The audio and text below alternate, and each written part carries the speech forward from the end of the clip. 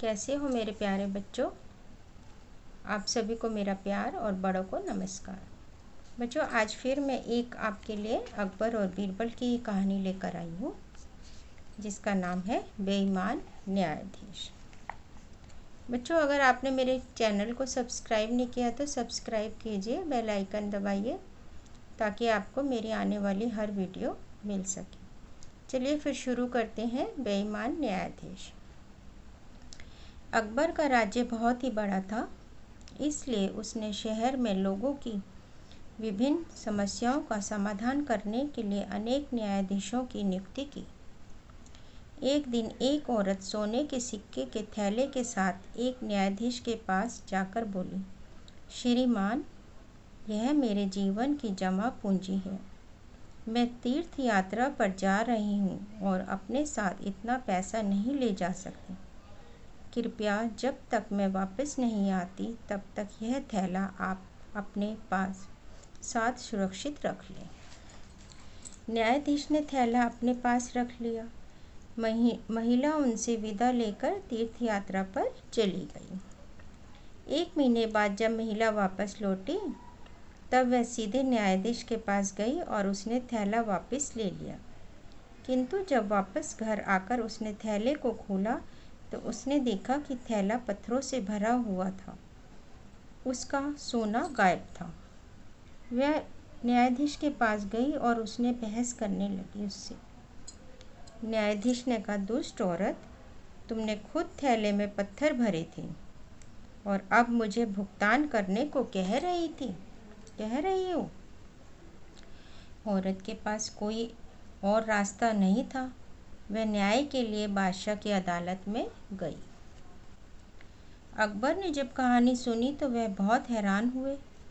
न्यायाधीश एक पुराना और शक्तिशाली आदमी था।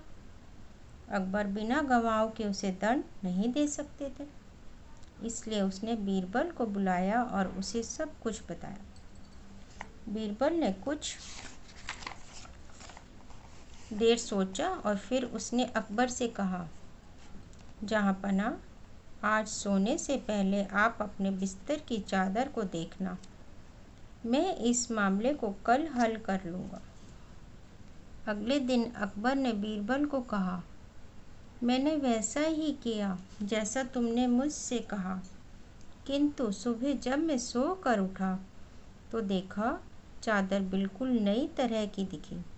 बीरबल मुस्कुराए और बोला, जहाँपनाह, मुझे कुछ समय दीजिए, मैं आपको गवाह लाकर दूंगा।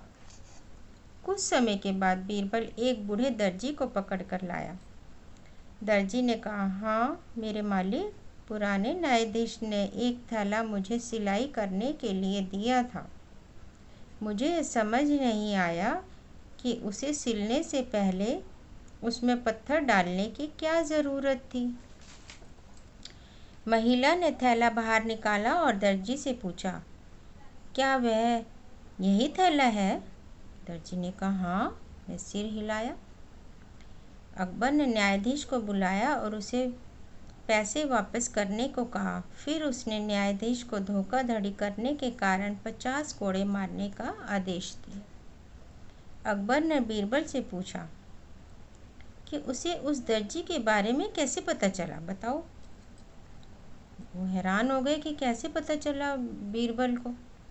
बीरबल बोला, महाराज, जहाँपनाह, जब आपने कहा कि सुबह आपकी चादर पहले की तरह नई थी तो मैंने आपके कमरे की सफाई करने वाली से चादर सिलने वाले दर्जी के बारे में पूछा तो वह जाकर इसे ले आई। मुझे पता चला कि इस शहर में एक बूढ़ा दर्जी है जो सिलाई करता है और चीज़ों को पहले की तरह नई बना देता है। इसलिए मैंने अनुमान लगाया कि यह पैसों का थैला भी इसी ने सिला होगा जो न्यायाधीश ने पैसे निकालने के लिए फाड़ा था। यह कहानी सुनकर अकबर ने बीरबल की बुद्धि की बहुत प्रशंसा की। कैसी लगी बच्चों आपको कहानी?